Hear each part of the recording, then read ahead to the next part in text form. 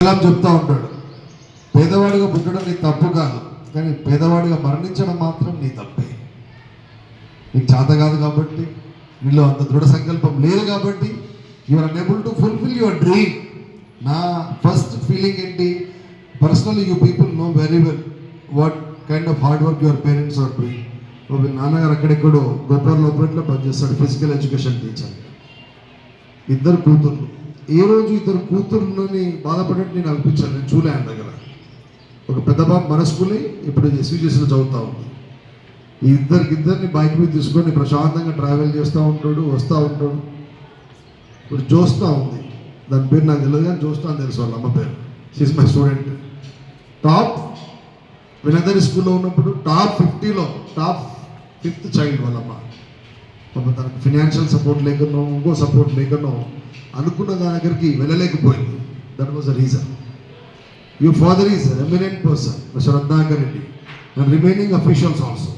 కాబట్టి you know very well నేనేమనుకుంటున్నా what they have miss. Sir ఏమంటున్నాడు, మేమేం సాధించలేదు అన్నాడు. సాధించండి కాబట్టి ఈరోజు హెచ్ఓడి ఆఫ్ అండ్ షేరింగ్ ఈ సబ్జెక్ట్ విత్ అవర్ కవితాజీ.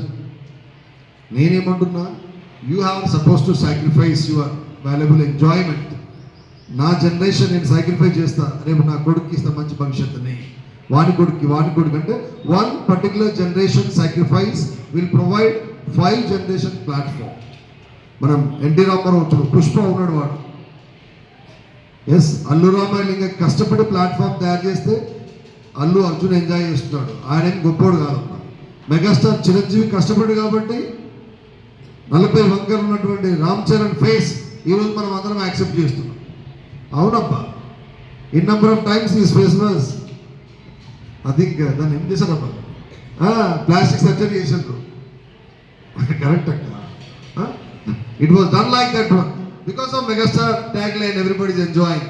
నందమూరి ఫ్యామిలీలో మెగాస్టార్ ఫ్యామిలీలో ప్రకాష్ సార్ పుట్టిన హీరో అవుతుండే, శ్రీధర్ రెడ్డి సార్ పుట్టిన హీరో అవుతుండే, మరి రాజ్ కుమార్ పుట్టిన హీరో అవుతుండే. అదే నవ్వుతున్నది, రాజ్ కుమార్ సార్ పుట్టిన హీరోగా ఎల్బీ స్టేడియం ఉందా, బాలకృష్ణకి ఎల్బీ స్టేడియం కాకపోతే ఏముందబ్బా, వెంకటేష్కి ఎల్బీ స్టేడియం కాకపోతే ఏముంది.